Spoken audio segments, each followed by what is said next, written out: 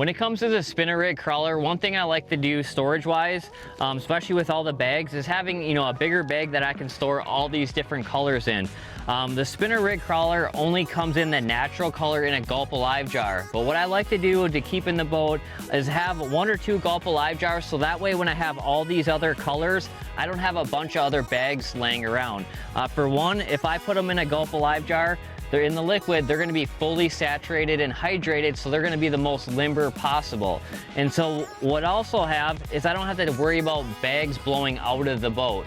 But when it comes to game day, I like to just have it a lot easier and more efficient way of recharging them and obviously changing different colors.